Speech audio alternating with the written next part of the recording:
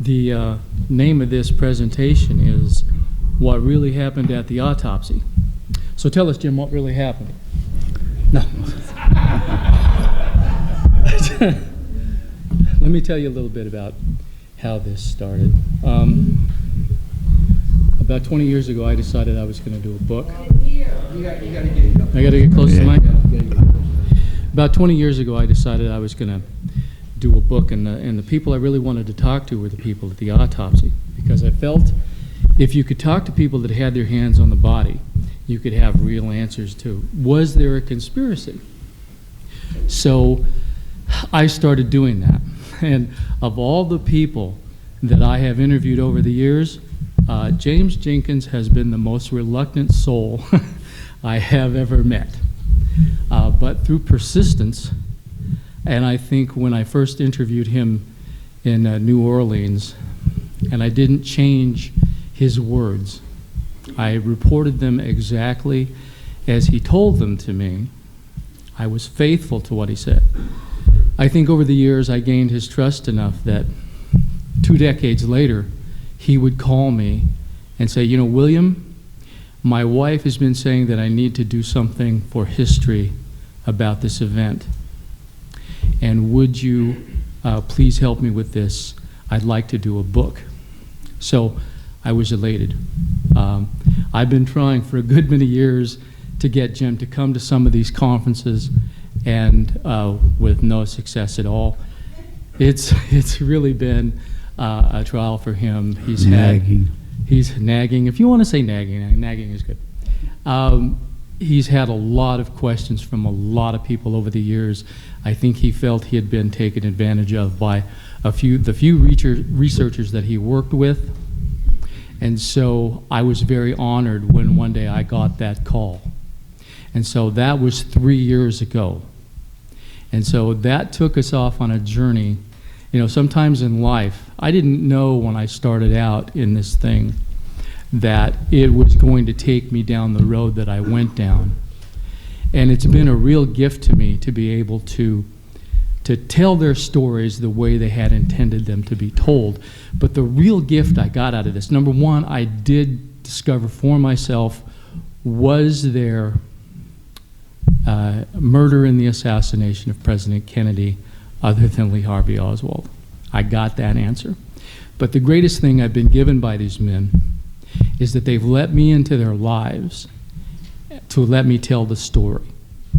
And they've become part of my life, and they allowed me to become part of theirs, maybe much to their regret at some points. But it was a wonderful experience. We have spent the last 3 years researching. I even got to go back with Jim to Washington, D.C. He took me to Gaithersburg, took me to Gaithersburg, Maryland, and we traveled the road that he used to take to work every day. He showed me where he and his wife got their first apartment. Just little things like that. We talked to an old friend of Jim's that gave us more clues to things. And I can remember just sitting there while we're going down the road together, going to Bethesda, and timing some different things along the route. And all I could think of was, while I'm sitting next to Jim, is, how in the hell did I get here? You know, from deciding to do this one thing 2 decades ago to being able to ride with him down a street while he's pointing all these things out to me. And we did together, for the first time, visit John F. Kennedy's grave in Arlington. So it's been a wonderful journey. So, and with that, and of course, there is Hugh Clark, and we'll delve into Hubie's story. That's another part of this thing, that in 2015, we held a historic conference where Hubie and a couple of the other honor guard and some people from the autopsy got together for the very first time. Members of the honor guard who had not seen each other in 51 years came together for that. And to know that I even had a little tiny part of that is really amazing to me. So being part of his life, being part of that whole thing, being able to tell it, you know, and the same with Jim. It's been a blessing to me. I don't know how to place it into words, except when I do these projects, I've always wanted to reach out and touch history. And in doing this, in being with these men, while they allowed me to tell the story, I really feel that I got to touch history. And when I write about it, and you read the books, I'm hoping that in a way you get to touch history as well. That's why I do it.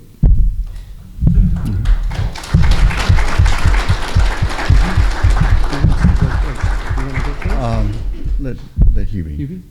Tell your story.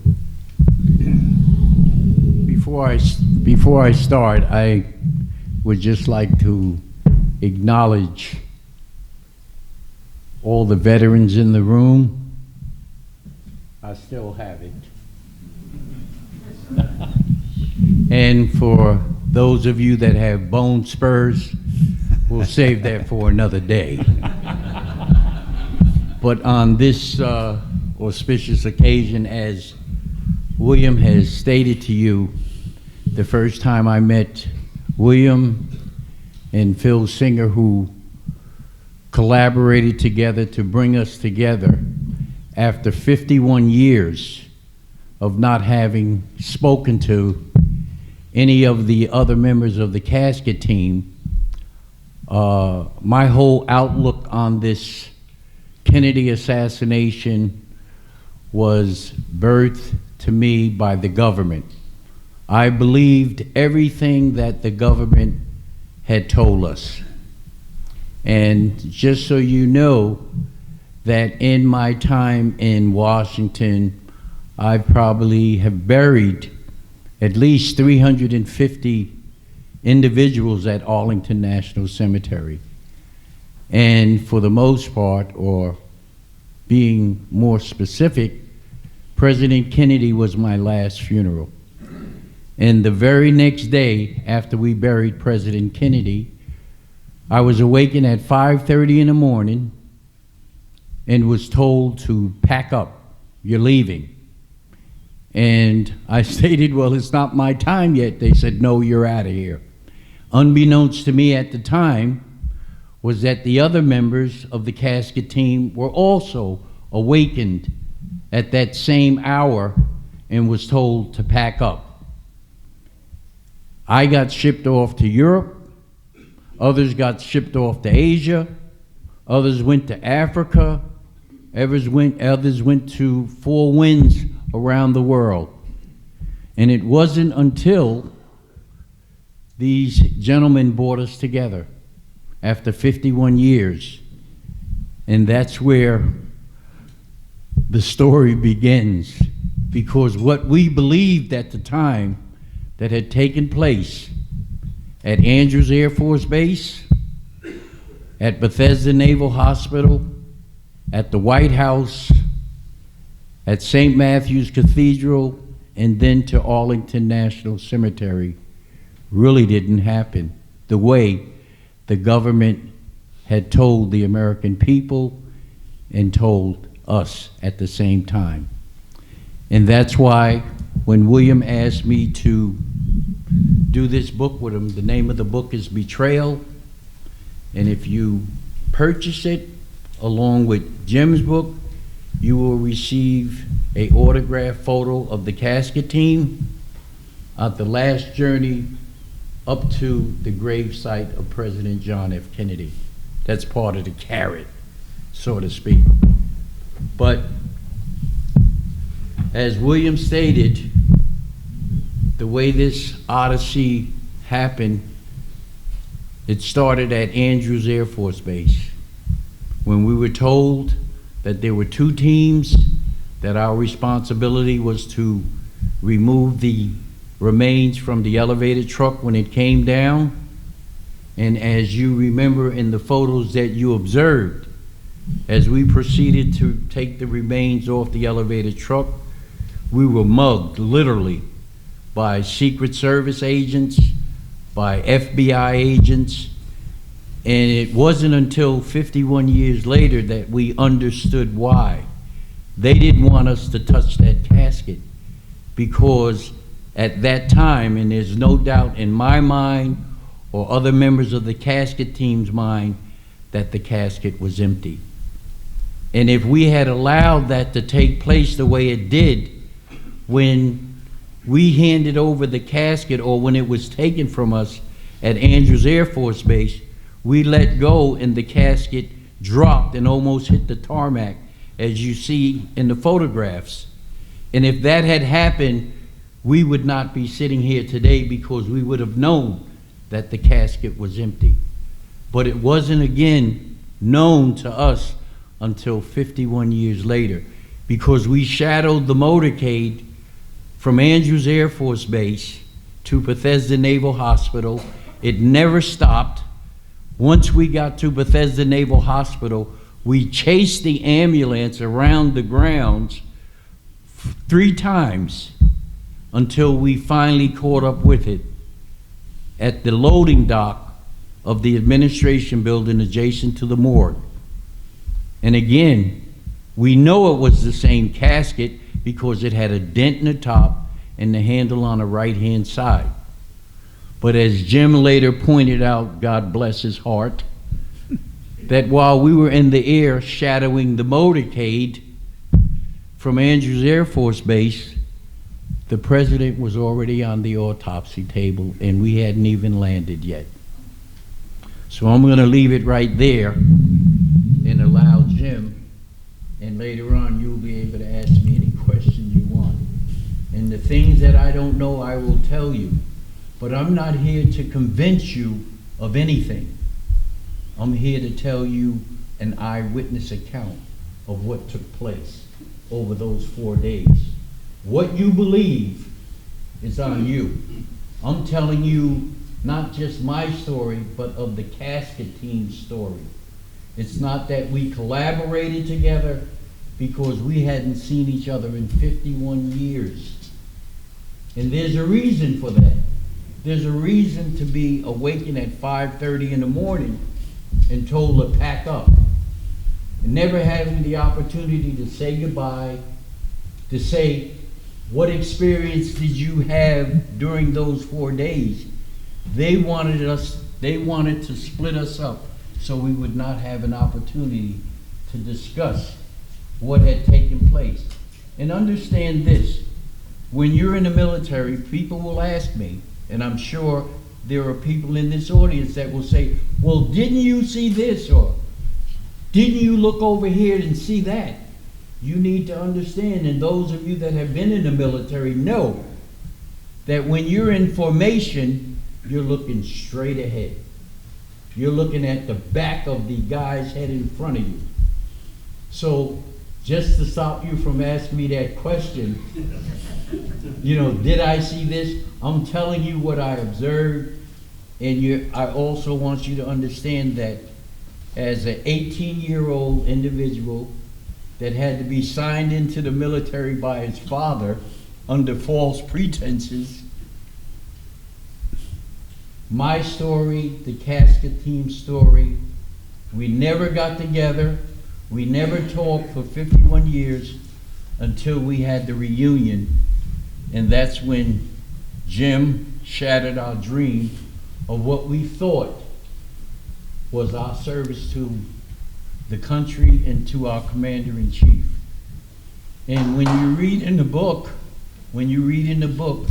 you will start to see how not just ourselves, but General Godfrey McHugh, who was the Air Force Chief of Staff to President Kennedy, it's understandable why now I understood what he meant when we took the bronze casket off the elevated truck.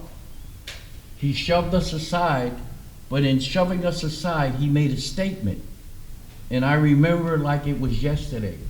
His statement was, "This is my commander-in-chief, not that MF. This is my commander-in-chief." And I will explain to you during the Q&A what he meant by that. Jim? Okay, thank you.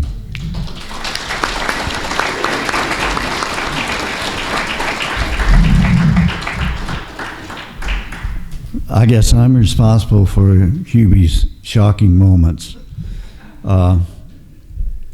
Basically, William and I recently completed a book. The book is my memories of what I participate in, what I actually did at the autopsy.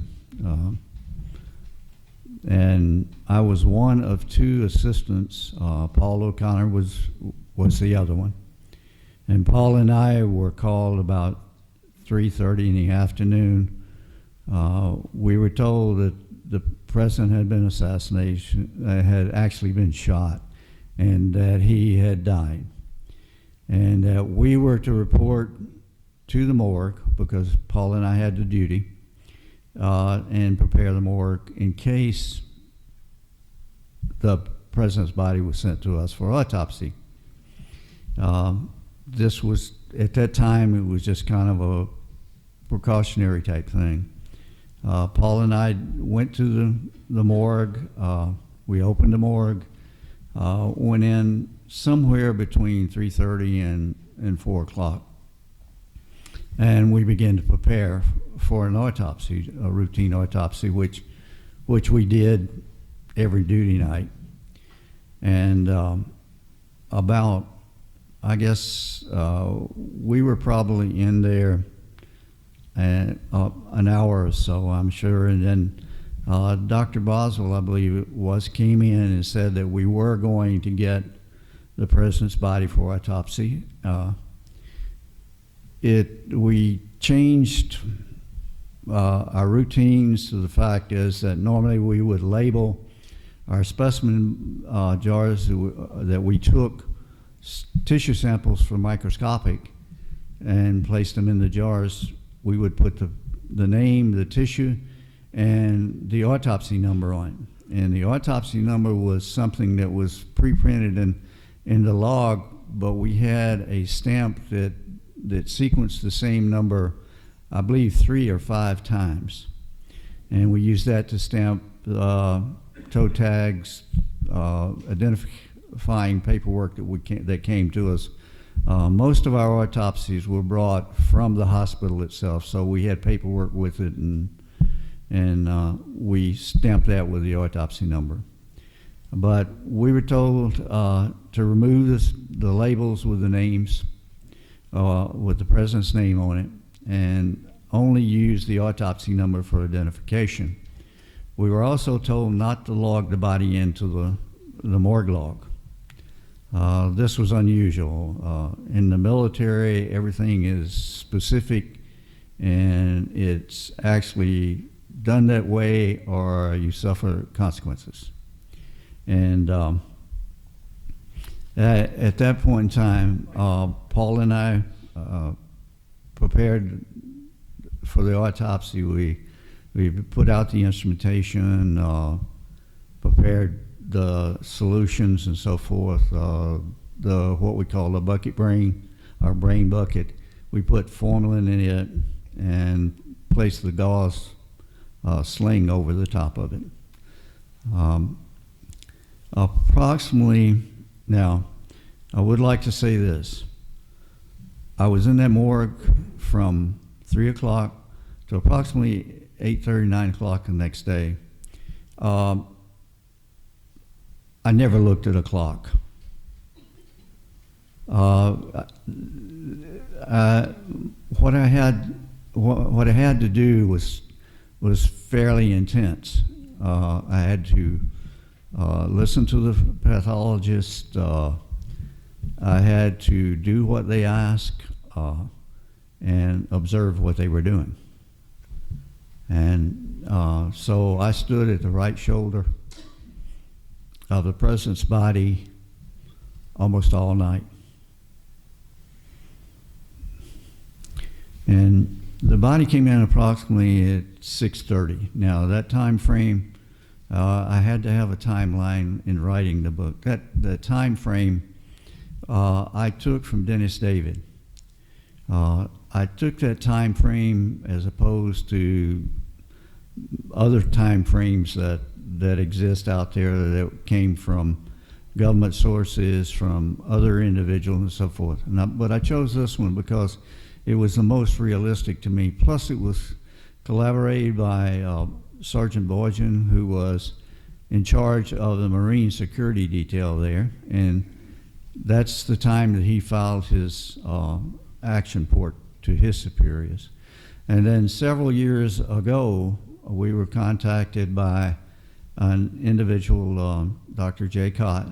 Scott, who told us that, and he was an orthopedist, he said that he was doing a residency at Bethesda during the time that the autopsy was done, and he happened to be the officer of the day for the hospital. Now, to explain this, there were actually two commands at Bethesda. One was the hospital command under Captain Canada. The other one was the medical school underneath Captain Stover. My command was the medical school, and we were responsible. Actually, the laboratory, the pathologist, the school, and so forth were all under the command of Captain Stover. So we had a separate officer of the day. We had a separate NCO.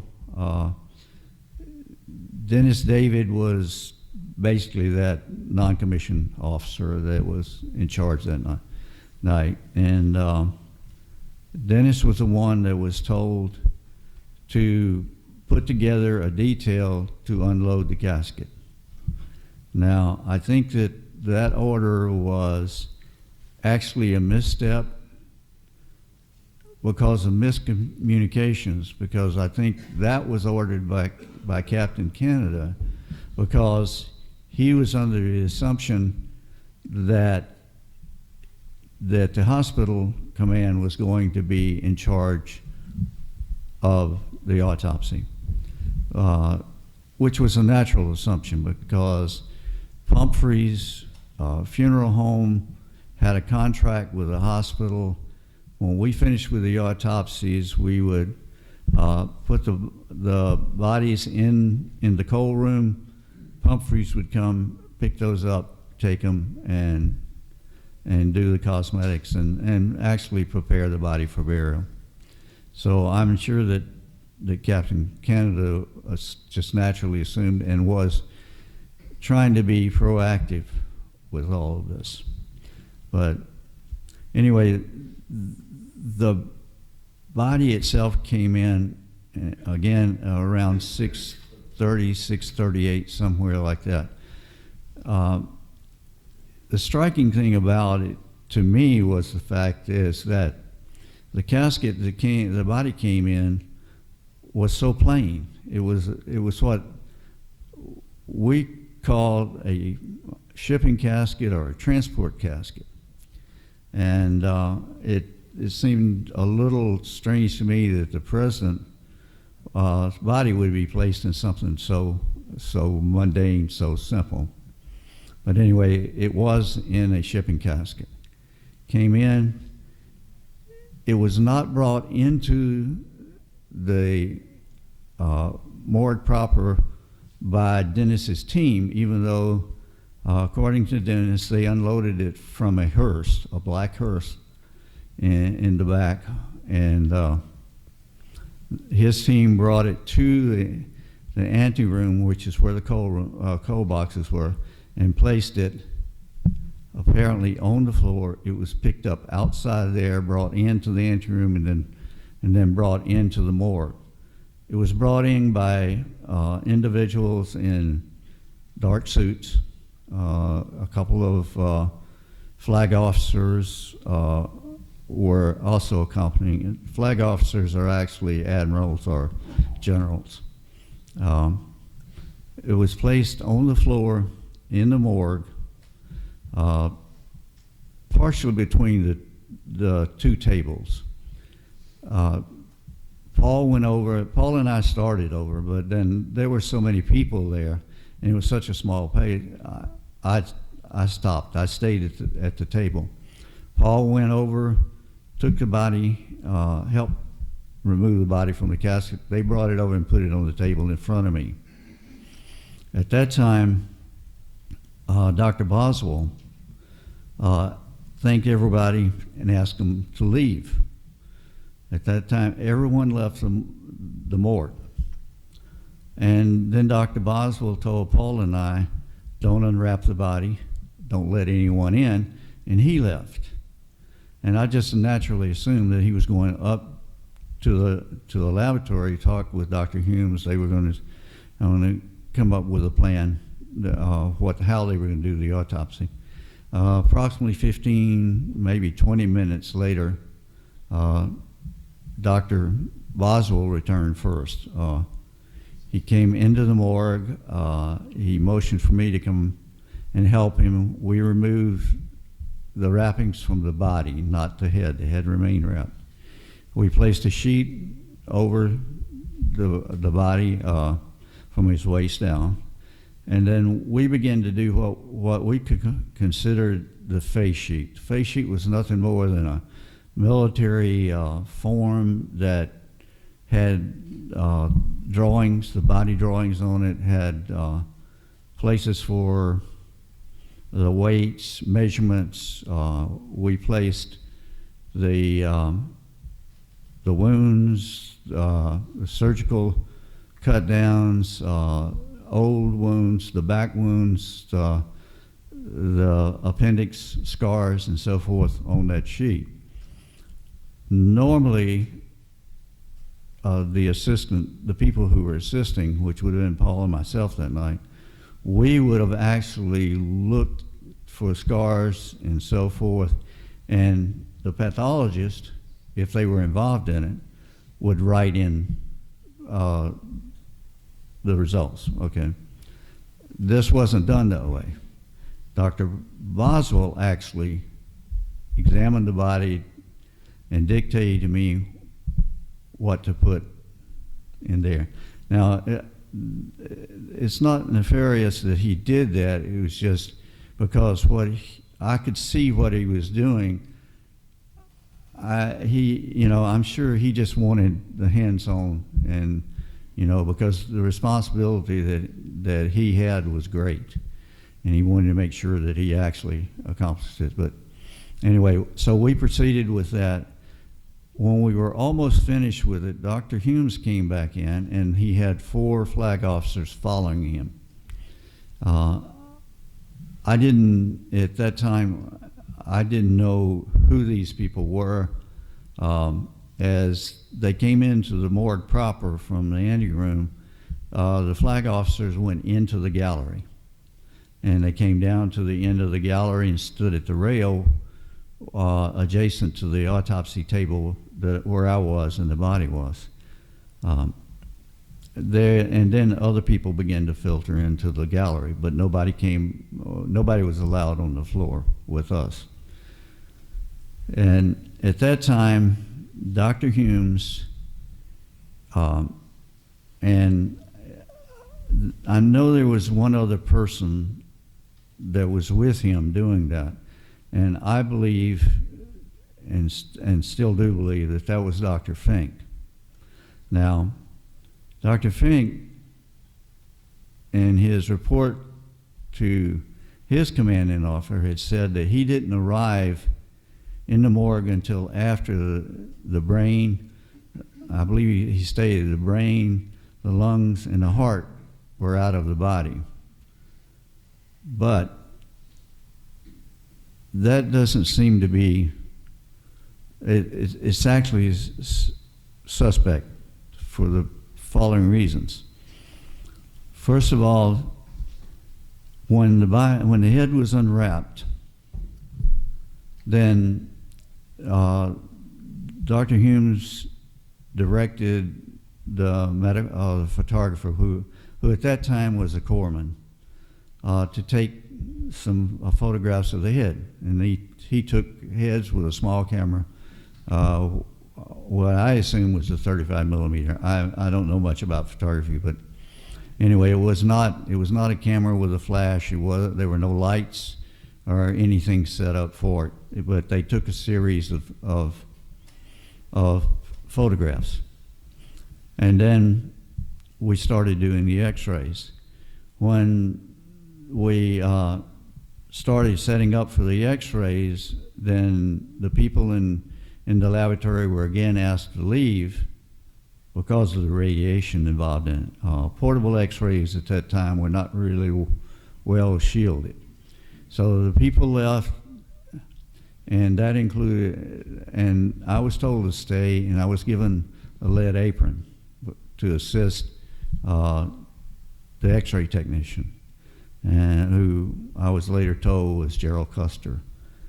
We took the first set of X-rays at the direction of Dr. Humes. Now, Dr. Humes didn't point to each thing that he wanted X-rayed. He just told us he wanted laterals, AP, and obliques, and we did a fairly unusual type of X-ray. And the fact is, it wasn't a full chest and it wasn't a full head. The cassette was placed where it would show the upper part of the chest and upper thorax, and because of the length of it, it actually didn't clear the head. It probably came to about here. It was an unusual type of X-ray to take. At the time, I really didn't think much about it because, I was being directed what I was supposed to be doing, and Paul and I were the lowest people on the totem pole in the whole morgue. So there was no questioning of what we were told to do. And so those X-rays were taken by Gerald Custer to the X-ray department, because at that time we developed X-rays in a tank, that type of thing, and then they were brought back. They were viewed by the pathologist. There were no fragments, no large fragments, no portion bullets, nothing of that nature was found in the X-rays. This didn't seem to go well with the 4 people in the gallery. It was almost like, well, you're not finding what's there or what's supposed to be found. So we were told to repeat the X-rays. Well, when Gerald Custer came back from developing the first set of X-rays, he had an assistant that came with him. Now, I later was told his name was Reed, I believe, right? And they began to repeat the X-rays that Gerald and I had done in the beginning. Those were taken out and developed. Again, no particles, no partial bullets, nothing of that nature. That seemed to increase the tension in the room between the 4 people in the gallery and the pathologist on the floor. So at that point in time, they sent for the radiologist. And Dr.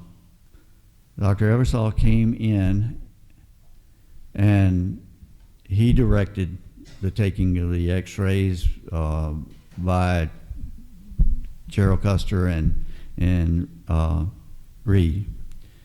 Those were taken out, brought back. At the time that they brought those back, they brought in a large bank of X-ray view boxes. We only had 2 small view boxes on the back wall that they were looking at. And they put all of the X-rays up. At that point in time, there were, I think, probably most of the people that were allowed to in the room went back to the back wall to look at the X-rays. I didn't go all the way back there, but from the distance that I could actually see the X-rays. At that time, I really didn't have the experience to read an X-ray. I could tell if there was a broken bone or a cloudy chest, but that was the extent of my abilities. But I did view the x-rays, and the results was still the same. No fragments, no partial bullets, nothing of that nature. I know that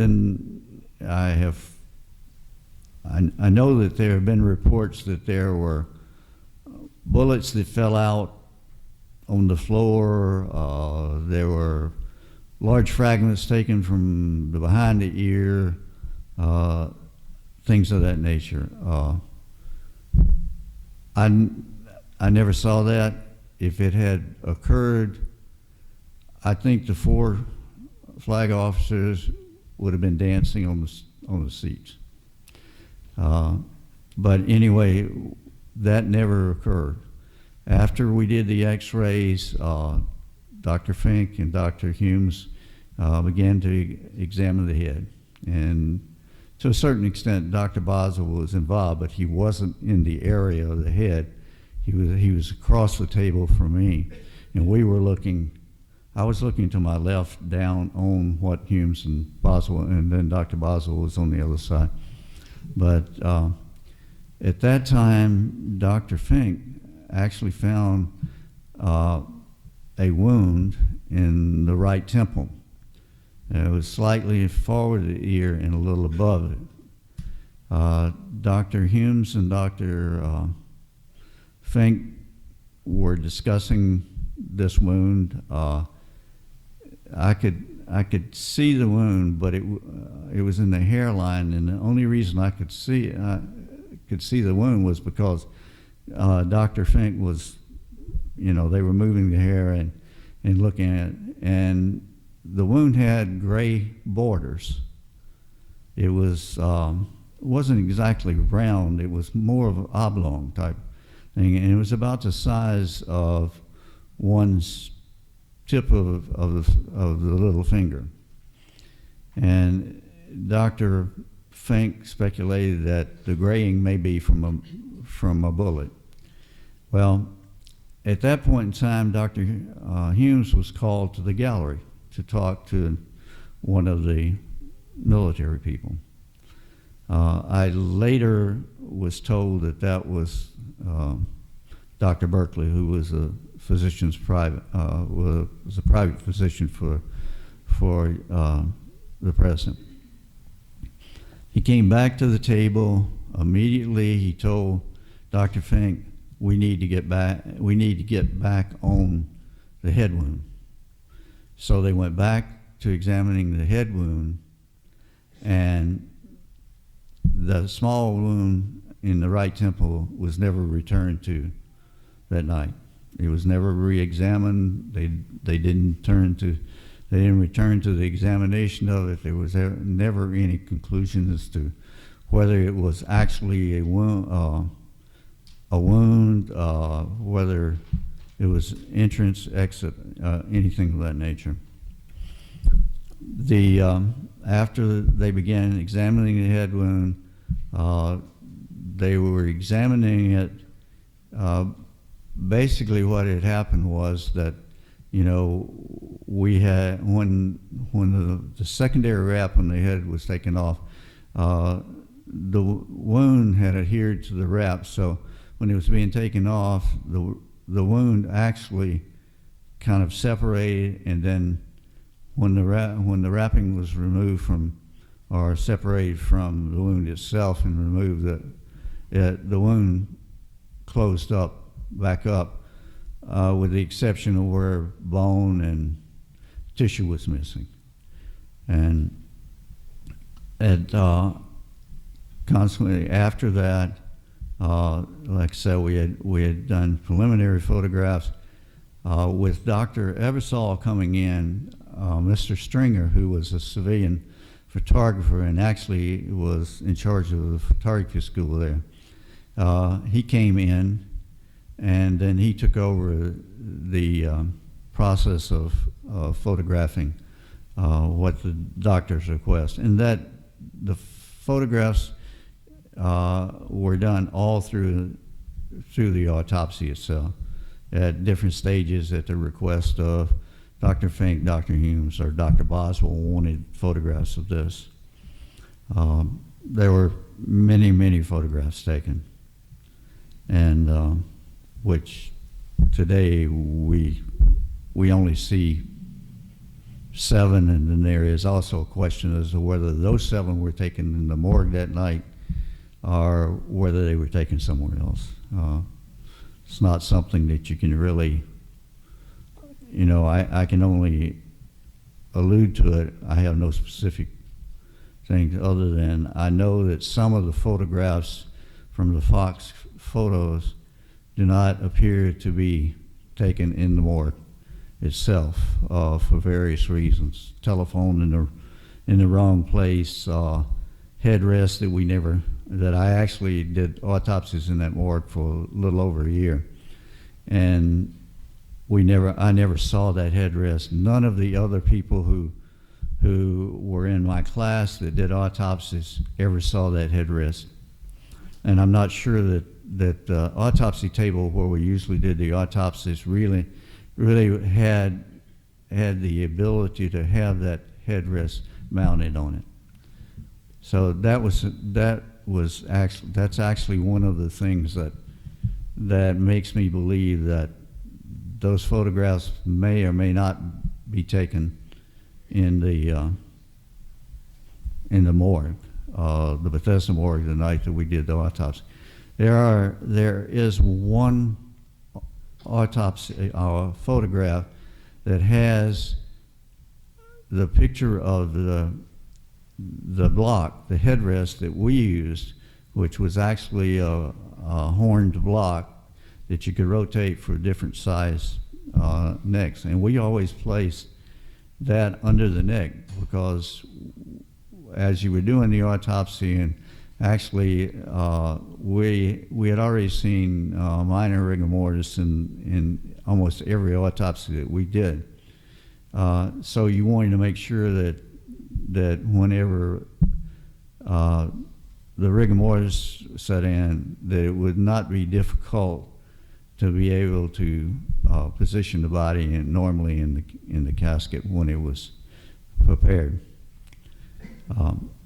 The other thing that we said is that in one of the photographs there is something that we really can't identify. Paul and I both believe that it was some type of, I think Paul described it as an animal cage, but it seemed to be some kind of box that was not present in that morgue.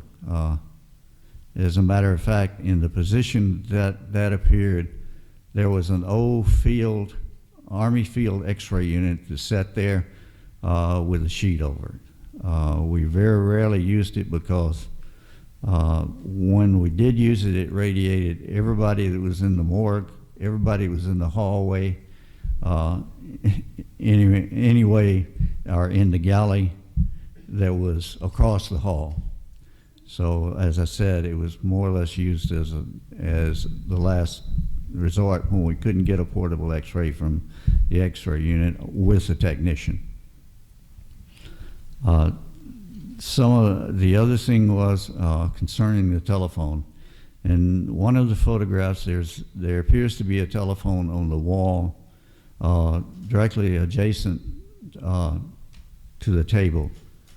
The telephone in the morgue was actually by the deep sink that just before you go into the hallway where the brain room, the dirty linen room was, and at the end of that short hall, there was a dressing room.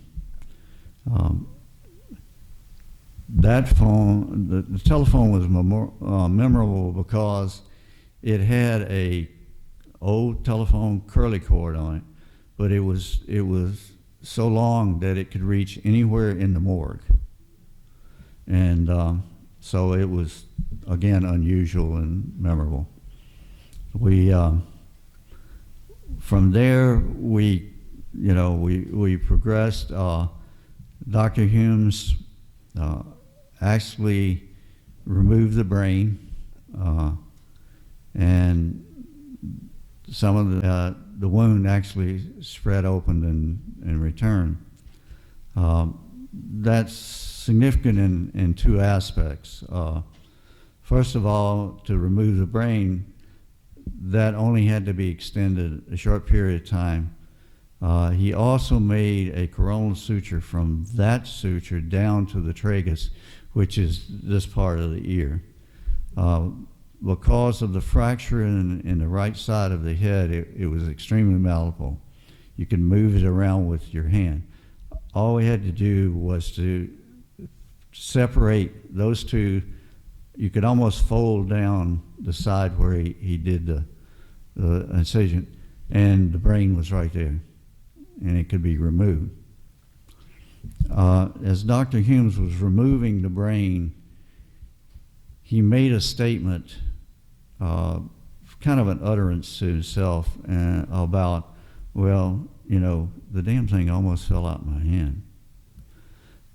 I didn't think much of it because I assumed that a bullet fragment or something had severed the spinal cord. Consequently, we could remove the brain. Anyway, Dr. Humes removed the brain. He handed it to Dr. Boswell, who was directly across the table from me. Dr. Boswell motioned for me to follow him. We went over to the bucket. The bucket was approximately a 2-gallon stainless steel bucket that we put formalin in. And then we always strung a gauze sling over the bucket where we would take the brain, turn it upside down, lay it in the sling, and we would infuse the brain through the internal carotids, which are the vessels at the base of the brain. We would, by placing needles into the carotids, tying them off, and we had a carboy, which was a 55, well, it's 5-gallon, I guess it was, large glass bottle is what it really was, and it had a system on it where we could, the tubing came down, split in a Y, we put the needles on, and then we would open up the stopcock and allow the formalin to flow into the vascular system of the brain while we were doing the autopsy. At the end of the autopsy, we usually would disconnect that, drop the brain in the bucket, put a lid on it, and place it in the brain room, and to allow it to fix. Once the brain, we went over Dr. Boswell. I had, you know, we had to kneel down. I kneeled down. I don't know, when Dr. Boswell handed me the brain, I turned it upside down and tried to put the needles in. It was unusual in that the internal carotids had retracted, and they were also shriveled a little bit. Now, the retraction's not so unusual.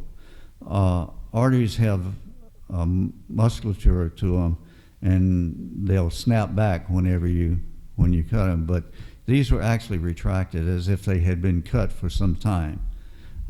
They had begun to shrivel. I had difficulty getting the needles in because the needles were trying to go through the wall of the vessels. There was one of the residents that was running errands and messages and so forth that had come in to see Dr. Boswell. He saw that I was having problems, and he also tried, was unsuccessful. But eventually I did get the needles in, get the brain set up for infusion. Dr. Boswell and I went back to the table. At that point in time, they had retracted the scalp away from the wound. You could actually see the true borders, limitations of the wound. And we had begun to examine that part of it. At that time, Dr. Boswell signaled to me we were going to and did begin the autopsy of the body proper. Dr. Fink and Dr. Humes continued examining the head at that point in time. you could actually see that when the scalp was reflected back, the fractured bone and so forth that was adhered to the scalp, some of that had fallen away and fallen into the cranium, which actually made the wound appear larger than it actually was. And Dr. Boswell made the incision. We took a striker saw, we cut the breastplate out, of course, and then we removed the organs from the body, placed them on a cutting board. When we started that, at that time, I placed the cutting board, which was kind of a small table, over the president's body. It had a scale on one end of it that we used to weigh the materials that we needed to weigh. And we did a little unusual handling of the organs at Bethesda. We actually took the whole unit of organs out as one unit, placed it, and we dissected the organs and separated them from each other. Then the organs were dissected, examined, and specimens were taken for microscopic exams. Usually the procedure that we had was we would take a specimen from appearing normal section of an organ, and then if we wanted to take a section for somewhere where maybe there was a lesion or a contusion or something of that nature, we would take a section there. That way we had a reference. We did that. We placed those samples in the jars. The normal dissection of the organs, the heart, stomach, liver, was accomplished. We did the normal autopsy in the body proper. During the time that we had the organs out of the body, Dr. Boswell wanted to do the section, the stomach and so forth. I think if this was pretty much into the autopsy itself it's too lengthy and to go detail the way that we have at this point. So what I would like to do, I would like to open up the rest of this session to interact with you and answer the questions that I'm sure that you have. Hopefully we can get more information for the short period of time that we have left. And questions? Yes. Hold it. Before we open up the questions, how many of you are or were involved in law enforcement? Well, we only have 10 minutes. Any? Okay. In my other life, after I got out of the military, I was a New York City detective for 22 years. And in that 22 years of being a detective, I worked in homicide, rape, robbery, burglary, larceny, major crime. And even those of you that work in the medical field and know that when you go down to the morgue and you're dealing with gunshot wounds to the body, to the head, and x-rays are taken, you know there's no such thing as nothing showing up on the x-rays, because any time a projectile enters the body, you know that there's always trace evidence. And it shows up like diamonds. When you take an x-ray, it's like diamonds, because as it enters the body, particles from that projectile will show up on an X-ray. So one of the things that should tell you is that the body was either sanitized and things were removed before it got to Bethesda Naval Hospital. Okay? Let's go to the questions. We only have 5 minutes. I apologize. We only have approximately 5 minutes left, but we will take as many questions. Yes. I say pathologist. Okay. Medical examiner. Mm-hmm. I've done a lot of autopsies, Okay. both as a resident, as faculty, Mm-hmm. and as a medical examiner. And we do not put the brain in the bucket with the formalin, infused or not infused, before we determine the entrance and the exit movement. We, our normal policy was that we did not weigh the brain. It was placed, it was infused. The brain was, once it was infused, and it was infused during the time that we were doing the autopsy, it was put into the bucket at the end of the autopsy. The lid was put on it. It was put in the brain room for the supplemental autopsy. With infusion, we could do that within shorter period of time, 3-4 days, as opposed to the lengthy time it would take by just dropping it in. That was the procedure that we followed at Bethesda. We followed a similar procedure in Philadelphia at a naval hospital there. We actually never infused the brains at the medical center in Mississippi, where I trained, where I did my graduate work. It was just techniques. Now, I understand what you're saying, because I believe in that what you're doing is the proper way to do it. But we very rarely actually did a forensic autopsy. My feeling and opinion is that that autopsy was done at Bethesda Hospital because we were military. We could control the information. It could be controlled. Paul and I were given orders by the Department of the Navy, the Department of Defense, not to discuss this under penalty of court-martial. And those orders were only rescinded in 1977-76 when we were asked to do a deposition for the House Select Committee. But that's malpractice. This is the military we're talking about. That is malpractice. It's the military. Because It's the military. Excuse me, Sure. ma'am. Yes. Have you ever been in the military? Pardon? Okay, let me just explain this to you.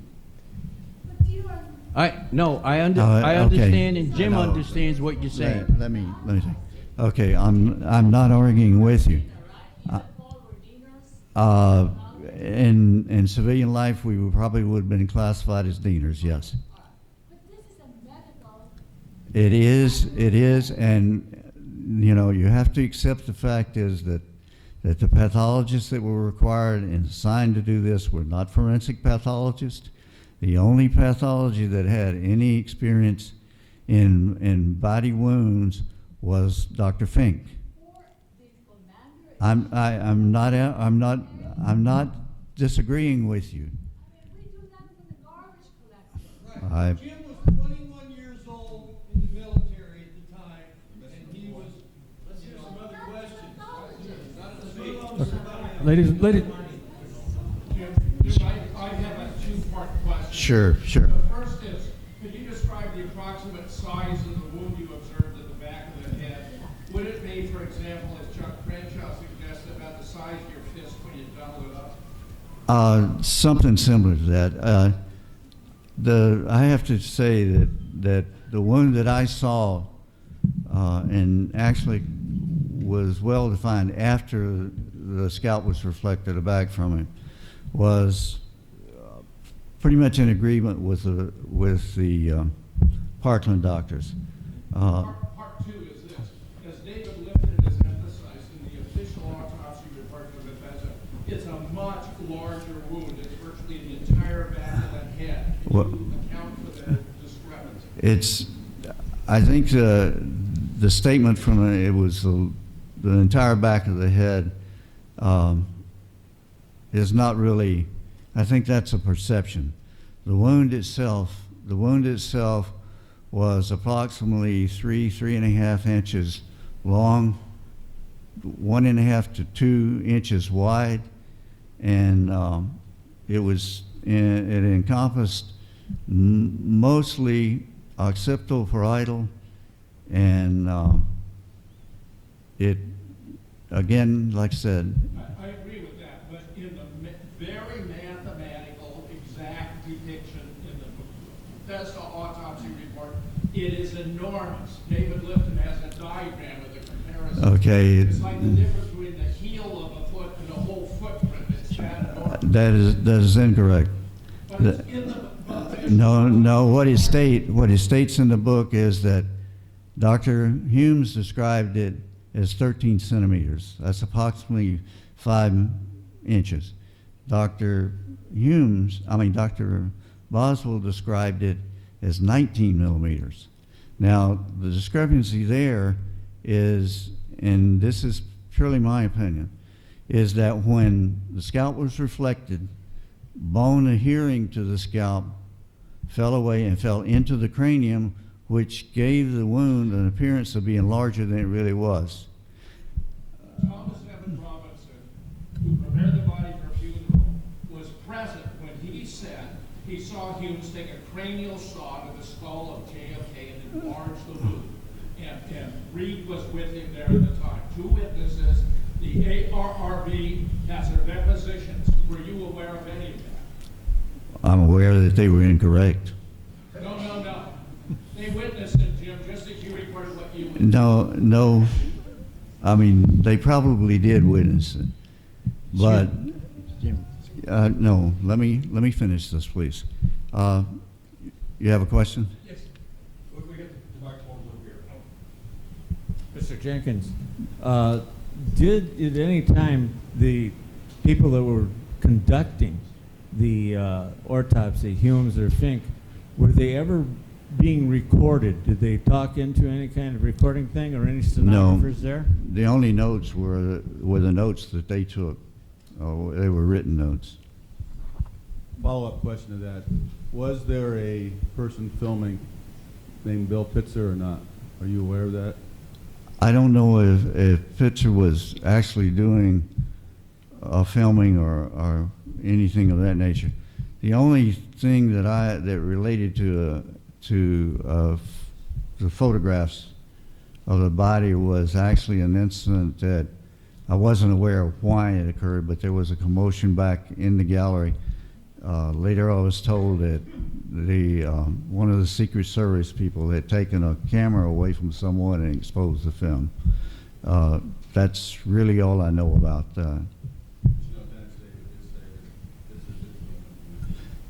Yeah, I knew Dennis well. We had a lot of conversations, and he actually told me that.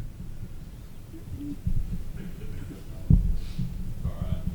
Since there were 2 arrivals at the hospital, did any of you observe First Lady in and around the hospital? I didn't. I was totally in the morgue from 3:30 to the following morning. I know nothing of what happened outside the morgue. Excuse me. We arrived at the hospital at after 7 p.m., all right? And based on documentation in the log that Dennis David, who was the chief of the day, had logged in, and based on what Jim has already stated the time that he had put down, and understand that the log page was then removed the following morning, okay? But it was after. We did not arrive at Bethesda Naval Hospital until after 7 p.m. And from the time we left Andrews Air Force Base, we shadowed the motorcade in a helicopter, which never stopped. The same door that the First Lady got into, the same door Bobby got into in the ambulance. They exited on the left side, the First Lady, and on the right side, Bobby Kennedy. Okay?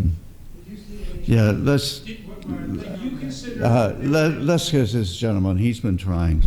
Did you consider that there was any interference to the medical personnel performing the autopsy by others that were not normally part of the autopsy process? My opinion is that the autopsy was being directed by Dr. Berkeley through Dr. Humes.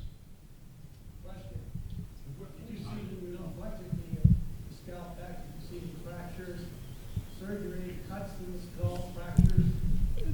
What was that? The comment concerning the surgery was actually Dr. Humes's observation of the wound itself. The wound proper, which is what I consider where the bone and scalp were found.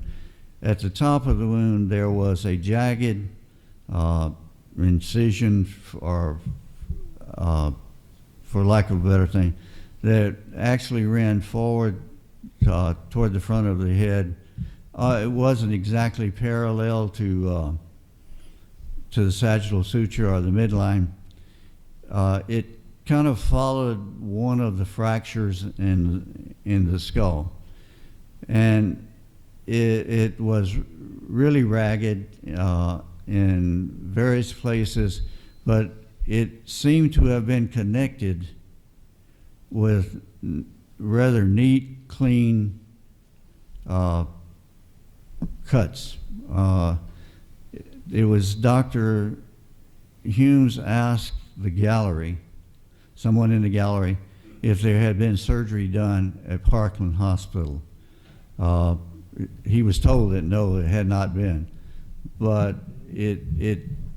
as we worked with the body, that appeared to have been several rents that had been surgically connected because of, as I said, they were neat, clean cuts connecting the rents. And that was actually what caused the wound to fall open when it was being unwrapped and to actually go back in place. Did you see the fracture on the right temple? No. Now, that's not, again, too, is that you have to understand, this is what I remember. I couldn't possibly have known everything that was going on that night in that morgue. Yes, sir.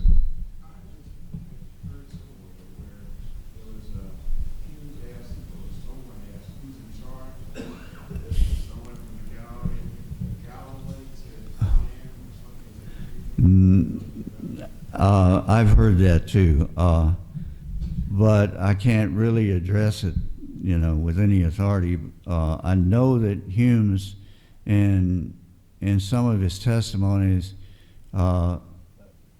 insisted that he was in charge of the autopsy.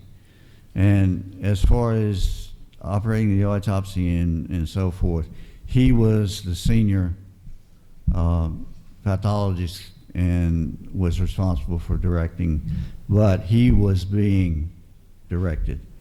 Okay, before I let you go. Sure. I'm supposed to be giving you guys a break now, but I detect there's an awful lot of interest right now. I don't want to take. That's what I'm going to Okay. say. You guys want to keep going? Yeah. Are you guys okay to keep Yeah, going? that's Keep fine. going. We got water. Okay. Okay, my name is Bill Ward. Yeah, Bill. I'm presenting an autopsy article of RFK and JFK on Sunday. But I was a friend of Paul O'Connor, who lived in Gainesville and known him for a number of years. When he said, and he said this under oath twice, and other times in the Janesville newspaper, he said it again in 1993 for the 30th at Santa Fe Community College, showed some of his pictures and x-rays, and said the same thing from the time I knew him, which was in the fall of 1993, until he died in 2006. When they took the body out of the shipping casket in the body bag, there was a huge hole in the back of the head and there was no brain. And 2 years ago, in 2016, when you talked about it, you said pretty much the same thing. No. Wanted the same thing, that there wasn't much brain except for the palm of your hand. No, that's a mistake. The fact there was no brain, and all the brain that was there would fit the palm of your hand. Okay, let me adjust. I have never, from the very beginning, Paul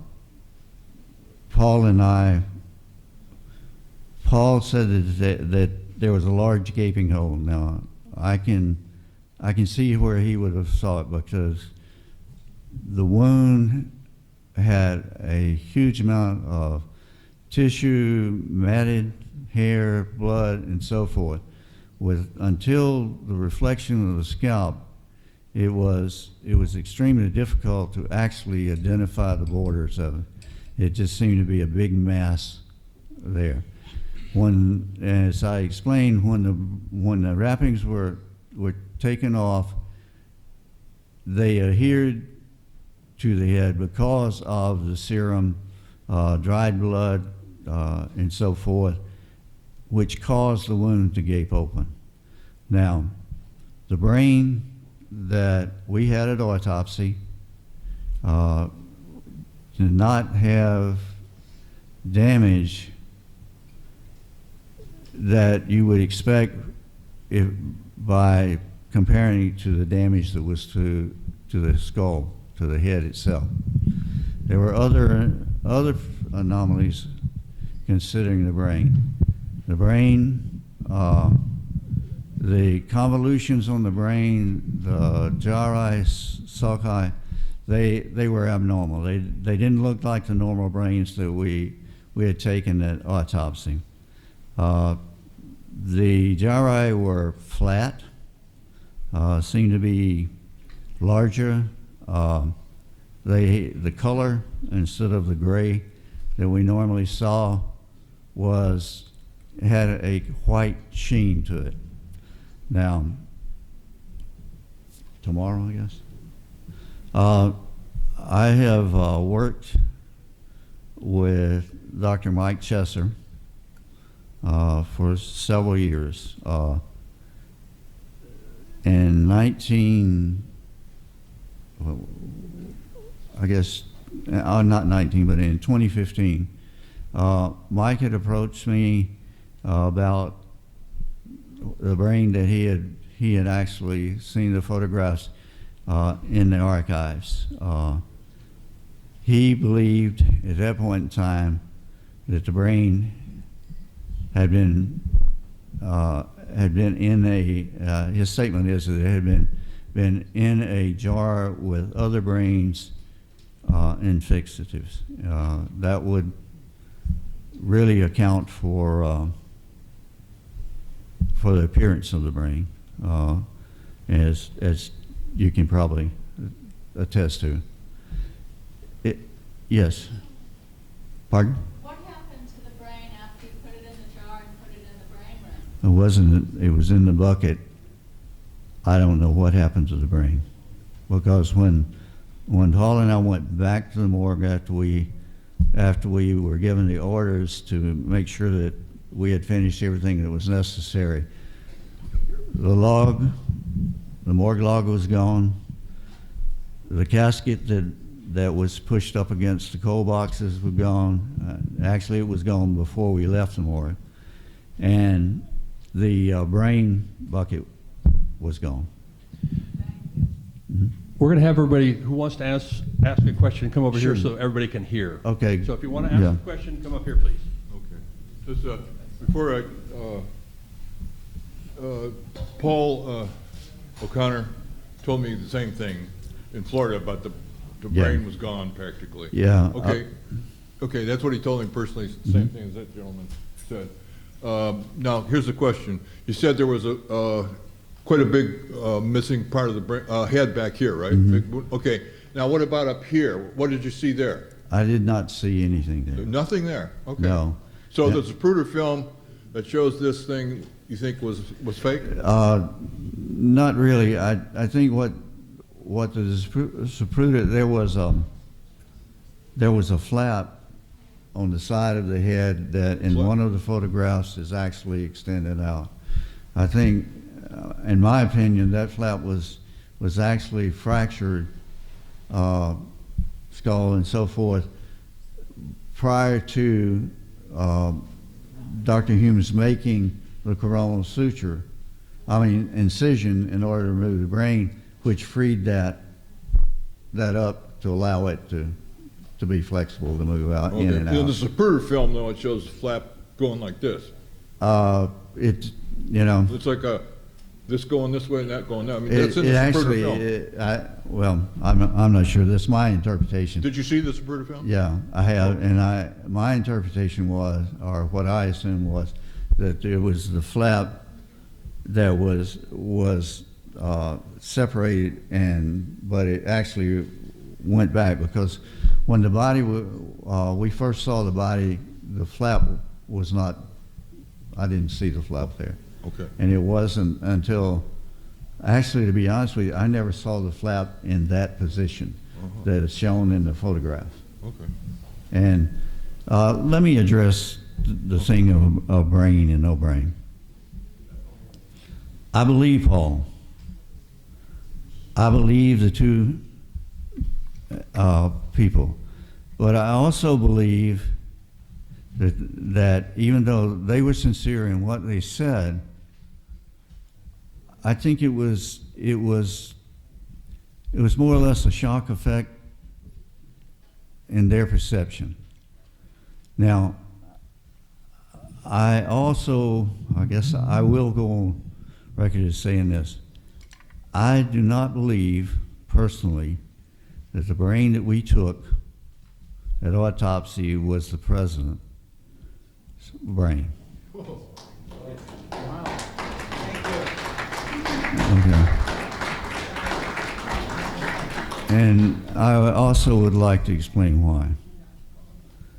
First of all, the brain had an unusual appearance. When I first talked to David Lifton, I told Harry Livingston the same thing. The first thing that flashed through my mind, and this was through my mind, was this, a female brain. Now, out of all of the studies that I have participated in the graduate programs that I was in, I searched to see if there was a difference. I never found anything. So it wasn't until I talked to Dr. Chester, who is a neurologist and very much into this, that a possible explanation for that was presented to me. And when he told me that he felt like that the brain appearance was the appearance of a brain that had been infixative along with other brains for a period of time, which caused the flat area. He also said the brain was very asymmetrical. That was the first time that I had a logical explanation for what I saw. I based that, and the fact is that I now do not believe that was the president's brain. Second is, in the autopsy, the official autopsy report, the extensive damage that's reported in that report in the secondary or the supplemental autopsy, which is specifically autopsy of the brain after it's fixed, was not the brain that we took at autopsy was not that extensively damaged. because if it had been damaged as extensively as was reported in the autopsy with such fine detail, then there would have been no reason to infuse that brain, because what would have occurred, the formula would just run out because there was damage to the superior sagittal canal, for better, and that's the collection point for basically the vascular system in the body. We would have been just as well off dropping it in the bucket. We would have had, because there would have been a vast amount of internal tissue and so forth that would have been exposed directly to the formula. So those are the two things that I use for myself to say that at this point in time, I do not believe that the brain that we took at autopsy was that of the president. I do believe that the supplemental autopsy, and I agree with Doug Horn, there were actually two supplemental autopsies on separate, each on separate brains. We know that from testimony that was the Record Review Board, that Dr. Boswell, Dr. Humes, and Mr. Stringer attended one. Mr. Stringer says that he did coronal sutures, placed them on a viewing plate, and took photographs. There was also one, Dr. Boswell, Dr. Humes, Dr. Fink, and an unknown photographer attended. And Dr. Humes, in his supplemental autopsy, described a vast amount of damage to the brain. I mean, extreme amount of damage to the brain. But he also said that in his supplemental autopsy, they didn't do sections in order to preserve the brain in total. So those are two contradictory reports on two separate or actually brain autopsies, which are supplemental autopsies. Okay. Thank you. Jim, I've been lucky enough to have lunch with you and Hubie, but my question would be, and I'm not disputing you at all. Well, I understand. There is, in the book, I did not avoid these controversies. I actually put them in because I want you, the reader, to make your own determinations about this. You know, it's a lot of it is perplexing to me also. There were with Hubie, when I first met them, and they found out that when they brought the casket in, we were already proceeding with the autopsy. It was, you know, it was shocking to them, but they provided valuable information to clarify some of the gray memories that I had, or partial memories that I had of a casket being brought in other than the one that the president was in. So that was the one that was pushed up against the cold boxes. My question, Jim, is, Sure. again, I'm not disputing you, Yeah. but when you just testified that there were no bullet fragments or anything that you saw on X-ray, my question is, I also knew Dennis David, as you guys all do, Mm-hmm. and Dennis David supposedly had metal fragments that he admitted into evidence that was later taken out, just as the same as it was with the timing of the log taken out the following day. So where were those metal fragments from?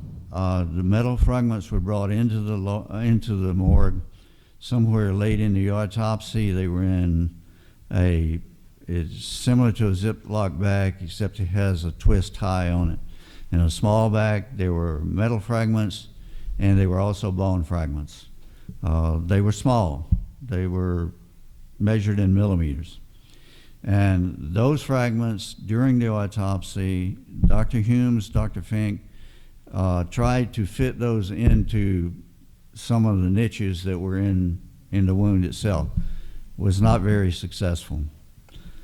There were no, or well, I'll say I saw no medium-sized or large bone fragments in the morgue, with the exception of those. Dennis, actually, those metal fragments that Dennis brought in were the ones that were brought in and placed at the right ear of the president on the table, and were later there was an attempt to see if they fit within the structure. Those are the fragments that Dennis has talked about. Well, maybe. Well, I can only assume that. I mean, from the description that Dennis gave me and so forth, and from what I saw, I can only assume that those were the same fragments. Those fragments were given to Jim Seibert, one of the FBI agents, and they took them to the lab. Yeah, hi. I'm wondering if any of you gentlemen have any insights or observations about Lieutenant Commander Pitzer and his subsequent murder?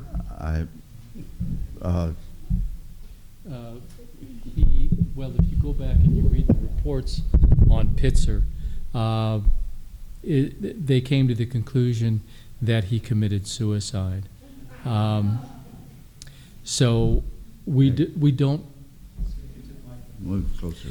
The reports all suggest that he committed suicide. However, Dennis David, to the end of his days, was convinced that Bill Pitzer did not commit suicide, and it was because he had film of the autopsy that Dennis said that he looked at one day, 3 days after the autopsy, that Bill was running through a hand crank machine.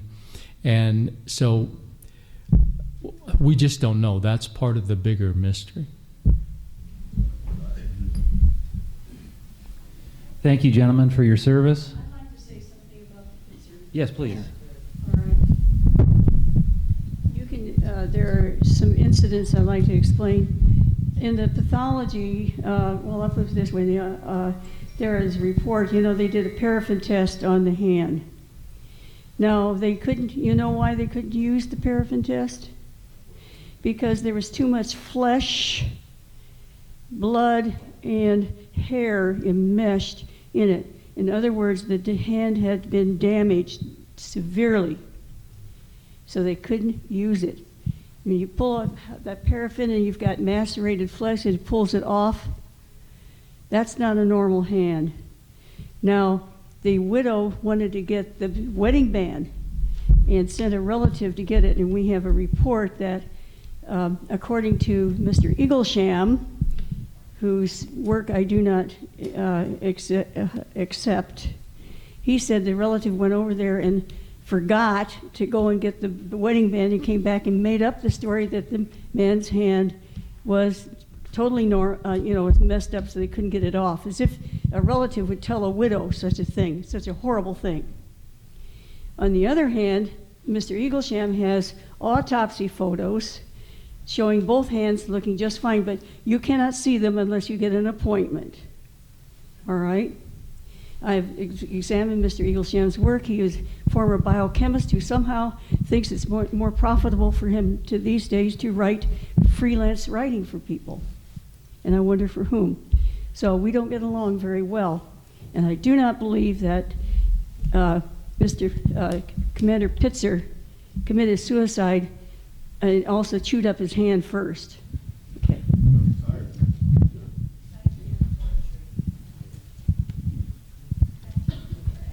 Thank you, gentlemen, for your service. This is my first conference. I'm new to the Kennedy deal, relatively new. Question for Jim. Earlier you mentioned that you thought maybe Admiral Berkeley, who was Kennedy's private physician, was leading the autopsy in some way.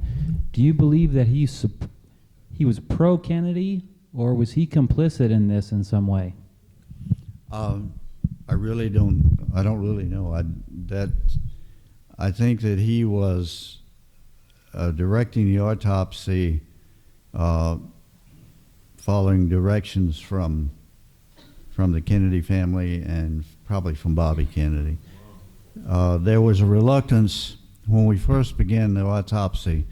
We were only going to do the head and upper thorax. When there were no fragments found in the x-rays, Dr. Fink and Dr. Humes almost insisted that we do a full body x-ray because, as the lady, Dr. here knows, in forensics, the bullet can be anywhere.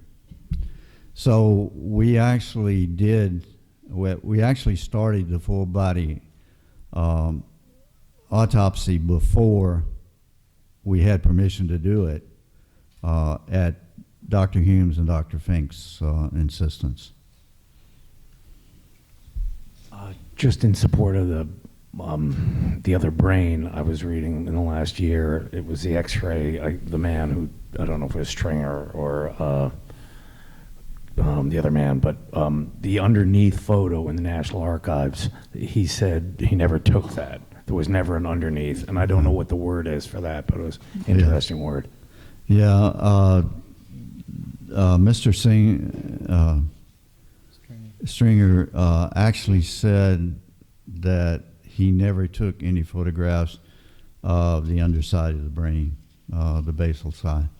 And yet the photographs in the archives, now Dr. David Mantic and Dr. Michael Chesser have both been allowed in to the archives. I have made 2 attempts to get permission. I've been denied both times. First thing through the Kennedy lawyer that controls the deed of gift. I do not meet the criteria. The criteria is quite high. You do have to be a physician, and you have to be a well-written, known physician. And even at that point in time, there's always an if factor involved in it. And like with Dr. Chesser, who is a neurologist, teaching neurologist, well known in his field in the area where he practices at University, actually Baptist Hospital in Little Rock. He's involved with the university there. He had requested, and he actually had to submit his request several times before he was allowed in to view the x-rays and the photographs. Dr. Mantic, of course, has been in a few times. I think he's been in 9 times, but that was in the early years. I think, and I don't really, I think the last conversation I had with he and Dr. Chesser that he had requested permission but had been denied recently.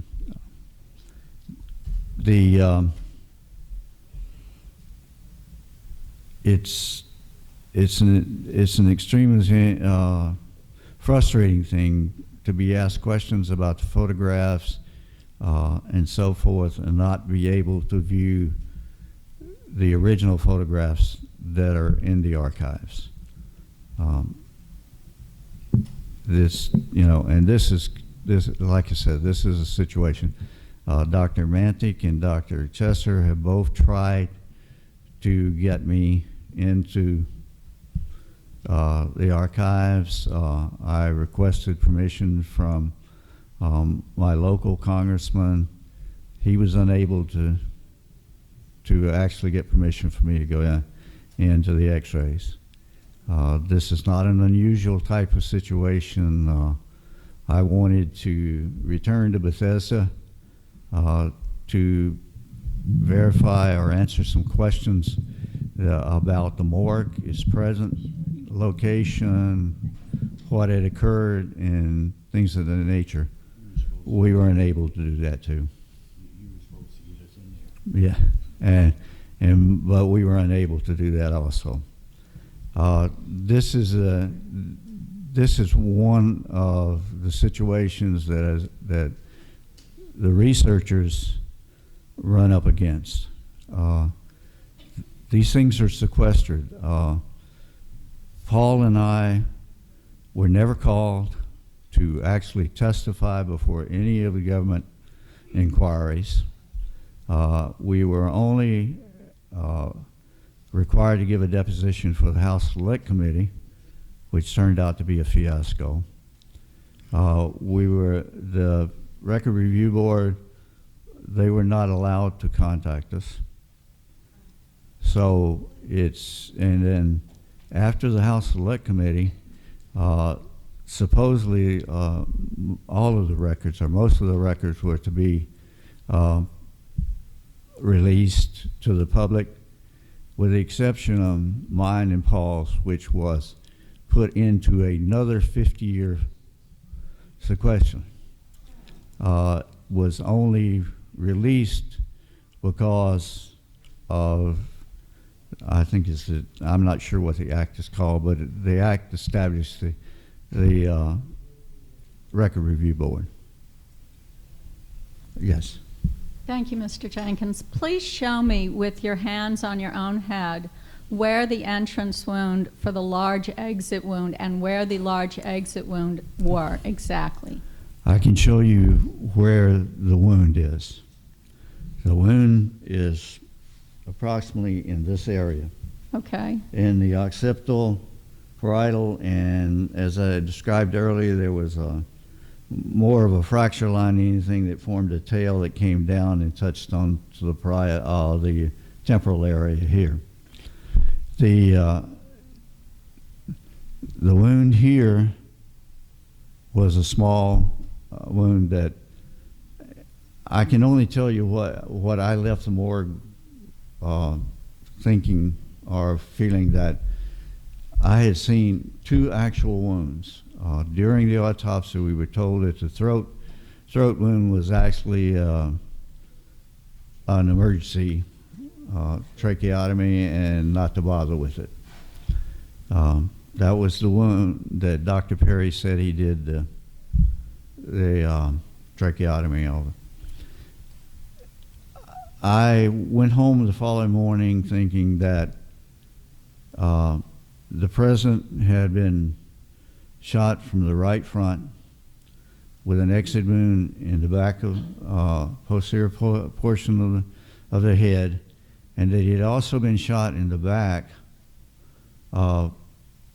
primarily between the shoulder blade, which is the scapula, at the top of the scapula, halfway between that and I think that's T3, T2, which is the vertebra there. That wound was probed.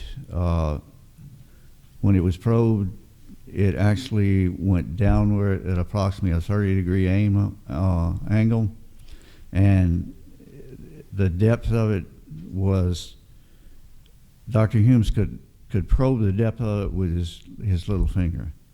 Now, Dr. Humes had large hands, but he could actually probe the depth of that wound with his little finger. They began to probe it with a metal probe, which was basically a flat probe on one end. It went to kind of a bald point on the other end. Dr. Fink expressed his concern that they may create a false entry into the pleural cavity, and they went to a sound. A sound is a type of probe. It's almost like a metal catheter. It's rounded on one end. I was hesitant to kind melt those together because I wasn't sure. The information that I received from Hubie and the others gave me the ability to at least believe that the caskets, the particular casket was the Dallas casket. And this is the situation. Let me take some more questions then. Yeah, Jim, just quick two-part question relates to what you're saying now. Were you allowed to review over your deposition from the House Select Committee? And if you were not, at the time that you did it, were you given a chance to review over it and sign it before they put it away for 50 years? No. Actually, I never saw the deposition until really the Record Review Board. And then someone sent me a copy of it.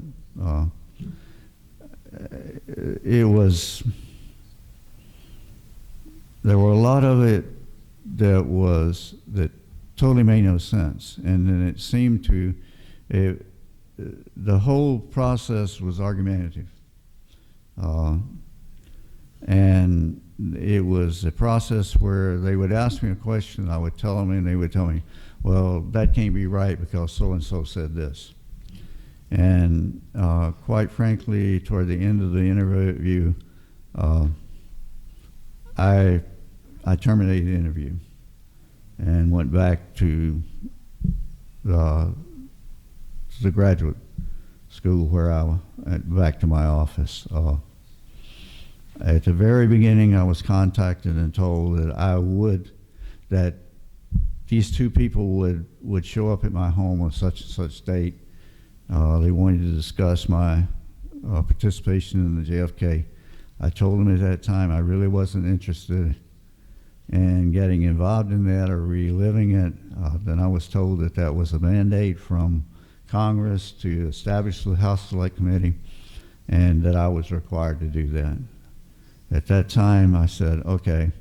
And actually, I found out through local representative, our Senator Thad Cochran, his office actually called to verify that it was a federally mandated committee, so forth. And then he suggested that I meet with him in his office, which we did. Thanks, Jim. Ladies and gentlemen, I'm sorry, but we've got to wrap it up. These gentlemen have been speaking for over 2 hours. If you would, a round of applause, please. Thank you. Come on, we can really give them a lot more than that. They give a lot to us.